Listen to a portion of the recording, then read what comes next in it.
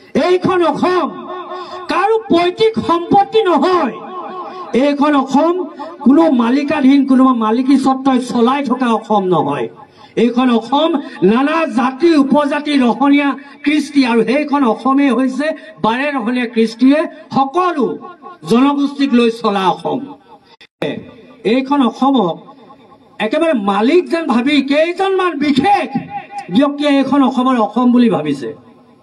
কিন্তু যদি ভাবিছে সেই কেইজন ব্যক্তিক কৈছো, যদি অসমখন কোনোবাই নিজেই কেৱল কেইজনমান বিশেষ ব্যক্তিয়ে মালিক বুলি ভাবিছে, তেন্তে সেই কেইজন ব্যক্তিয়ে মূৰ্খৰ স্বৰ্গত বাস কৰিছে বুলি মই ক'ব লাগিব। যে এইখন অসমত আমি আলহী নহয়, এইখন অসমত আমি আলহী নহয়। মোৰ পূৰ্বজৰ এইখন অসমত তেজ আছে। গতিকে কোনোবাই আমাক সন্দেহযুক্ত নাগৰিক বুলি ক'বলৈ 100 বাৰ চিন্তা কৰিব লাগিব।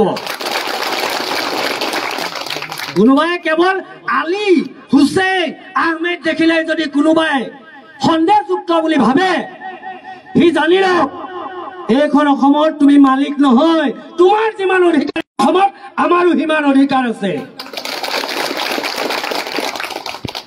তো আজি বিভিন্ন সময়ত আজি অলপ দিনৰ পৰা এই যিটো এটা পৰিৱেশ সৃষ্টি কৰিবলৈ লোৱা হৈছে, এই যিটো পৰিৱেশ বৰ্তমান একাংশ ব্যক্তিক সন্দেহযুক্ত বুলি যি কৈ থকা হৈছে, এটা টেগ লগোৱা হৈছে, এইটো কিন্তু বেছি দিনৰ কথা নহয়। একো এই কথাটো বেছি দিনৰ কথা নহয়। এই কথাটো 2014 চনৰ পাছৰ পৰা আৰম্ভ হোৱা এখন নাটক, আৰু এই নাটকৰ জবনিকা কিন্তু আমি পেলাম। এই নাটকৰ জবনিকা একাংশ ব্যক্তিয়ে একাংশ দল সংগঠনে কৰিছে, কিন্তু এই নাটকৰ জবনিকা পেলাব বাঘ সেনা অসমে।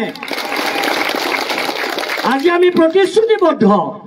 আজি এই বাঘ সেনা অসমৰ মঞ্চত থিয় হৈ মই ইউনুছ তামুলী প্ৰতিশ্ৰুতিবদ্ধ যে অসমত কোনো ব্যক্তিয়ে বিনা কাৰণত বিনা প্ৰমাণত যদি কোনো বুলি কয়, প্ৰথমে ইউনুছ তামুলীয়ে সেইসকল ব্যক্তিৰ সন্মুখত ঢাল হৈ থিয় দিব। আৰু এইটো কোৱা কথা নহয়, এইটো কৰি দেখুৱাইছো আৰু কৰি যাম। তাৰ কাৰণে আপোনালোকৰ সহায় সহযোগিতা মোক লাগিব। সহায় সহযোগিতা আপোনালোকে কৰিবনে? তো সহায় সহযোগিতা কৰিব লাগিব। বৰ্তমান যিখন বুৰঞ্জী আমাক পঢ়াই থকা হৈছে, 2014 চনৰ পৰা যিখন বুৰঞ্জী আমাক পঢ়াই থকা হৈছে, যিখন বুৰঞ্জী আমাক শুনাই থকা হৈছে, সেইখন বুৰঞ্জী কিন্তু আমি মনা ভকত নহয়। সেই বুৰঞ্জীখন আমি নামানো।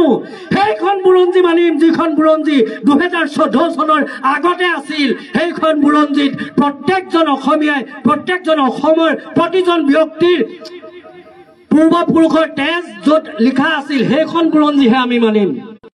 গৰু গাখীৰ নাখায়, গৰুৰ মুঠ খোৱা মানুহে যি বুৰঞ্জী লিখিব, সেই বুৰঞ্জী বাঘ সেনাই নামানে। গম পাইছে? গতিকে সেইসকলক প্ৰতিহত কৰিবৰ কাৰণে আমি ওলাই আহিছো আৰু প্ৰতিশ্ৰুতিবদ্ধ। আমাক কোনে ৰাখিব? আমাক কোনো ৰাখিব নোৱাৰে। আমি একত্ৰিত হৈ যাম নিজৰ প্ৰাপ্যৰ কাৰণে, কোনো ৰাখিব নোৱাৰে। হিলদোল ভাঙি যেতিয়া ওলাই যাম, সন্মুখত যেনেকুৱা পাহাৰ আহক নেওচি ওলাই যাম। হোজাই মানুহ এজনে গোলাঘাটত বেপাৰ কৰিব নোৱাৰিব, হোজাই মানুহে শিৱসাগৰত বেপাৰ কৰিব নোৱাৰিব। কাৰোবাৰ বাপেকৰ শিৱসাগৰ নেকি? জয় অসম, জয় অসম। কাৰোবাৰ বাপেকৰ গোলাঘাট নেকি? এইখন অসম প্ৰত্যেকজন অসমীয়াৰ অসম হয়। যিবিলাক মানুহৰ ভৌগোলিক জ্ঞান নাই, ভৌগোলিক জ্ঞান শূন্য।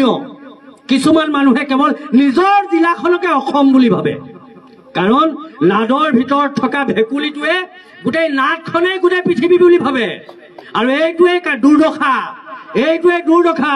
ভৌগোলিক ব্যক্তিয়ে কেৱল নিজৰ জিলাখনতে সোমাই থাকি দবদবাই থকাৰ পৰিৱেশ সিহঁতে ৰচনা কৰিব বিচাৰিছে, কিন্তু নোৱাৰিবা বাবা, নোৱাৰিবা। এইখন অসমত আমি জীয়াই আছো, এই অসমত আমি জীয়াই থাকিম, সগৌৰৱেৰে মূৰ দাঙি জীয়াই থাকিম। আৰু তাৰ কাৰণেই এই বাঘ